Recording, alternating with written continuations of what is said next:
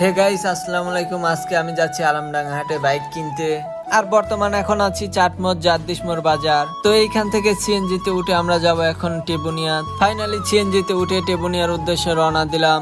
আর ব্লগটা এই জন্যই করা, যারা আলমডাঙ্গা হাটে বাইক কিনতে যাবেন তাদের উদ্দেশ্যে। আর গাইস, বাইক কিন্তু আমার জন্য না, কারণ আমি গরিব মানুষ। বাইক হচ্ছে যে আমার পাশে বসে আছে মামার বাইক কিনতে যাচ্ছি। আর গাইস, টেবুনিয়া থেকে বাসে যাচ্ছিলাম, যাইতে যাইতে দেখি এই দেখেন কি রূপপুর পারমাণবিক বিদ্যুৎ কেন্দ্র মাত্রই কিছুদিন আগে চালু হয়েছে, যেটা নেট দুনিয়া অনেক ভাইরাল। তো যাই হোক, আমরা মামা ভাগিনা যাচ্ছি আলমডাঙ্গা হাটে বাইক কিনতে।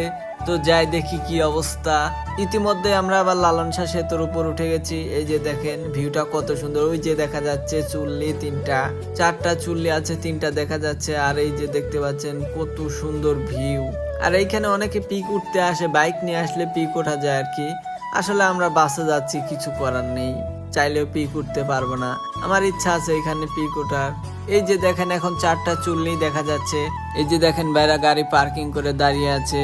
আর আমরা তো দাঁড়াতে পারবো না, কারণ আমাদের বাস তো আমার জন্য দাঁড়াবে না। তো কথা বলতে বলতে আমরা টিবুনিয়া থেকে কুষ্টিয়া চলে আসছি। তো এখানে নেমে যে আমার সামনে একটা বাস আছে, তো এই বাসে উঠে আবার আলমডাঙ্গা হাটে যাইতে হবে।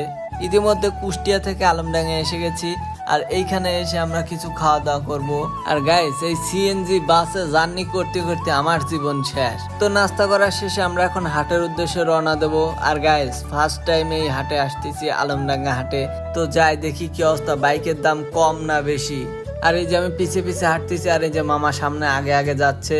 আর ওই যে দেখতে পাচ্ছেন বাইক, ওই যে, আর এই যে এই সাইডেও বাইক আছে।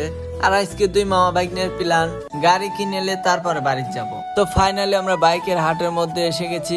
আর হাটের মধ্যে আসার পর তো আমার তো মাথা নষ্ট হয়ে গেছে। আমি কোনে আইলেন, খালি বাইক আর বাইক, এত বাইক কোন থেকে আইছে।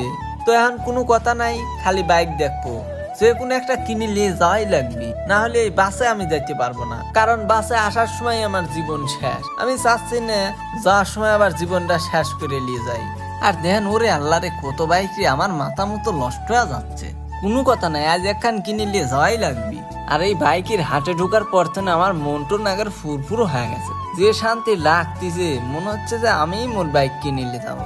যদিও টাকা নাই, তাও মনে মনে হচ্ছে মোর বাইক কিনে নিয়ে যাবো, এটাই শান্তি। টেকা থাকে আর না থাকে। আগে ভাবতাম আলমডাঙ্গা হাটে কেমন না কেমন বাইক ওঠে, তো আজকে আসার পর মনে হচ্ছে না, মোটামুটি মাশাআল্লাহ ভালো ভালো বাইকই ওঠে, নতুন নতুন। আর গাইস, খালি বাইক আর বাইক, এত বাইক এই হাটে ওঠে আমি কল্পনাও করতে পারিনি। তো গাইস, হাটের মধ্যে অনেক ঘোরাঘুরির পর বাইক আর কপালে জুটলো না। বাইক অনেক সুন্দর সুন্দর আর নতুন বাইকও আছে। আসলে আমরা যে বাইকটা কিনবো ওই বাইকটা নাই। আমরা যে কন্ডিশনের বাইক খুঁজতেছিলাম ওই কন্ডিশনের বাইক নাই। তো কি করার, এখন চলে যাইতে হবে। তো আপনারা আসলে আসতে পারেন, সুন্দর সুন্দর বাইক আছে নতুনের মতো। আর হয়তো আমাদের কপালে বাইক ছিল না, সেই জন্য হয়তো বাইক পাই নাই। তো এখানে আমাদের আশাটাই বৃথা। তো আমরা এখন বাসার উদ্দেশ্যে রওনা দিলাম এবং আলমডাঙ্গা হাট থেকে কুষ্টিয়া বিমান চত্বরে এসে গেছি। যেহেতু কপালে বাইক নাই, তাহলে এখন এই যে রাস্তার চারিপাশে ফুল গাছের ভিউ দেখতে দেখতে বাসায় যাই। তো সবাই ভালো থাকবেন, সুস্থ থাকবেন।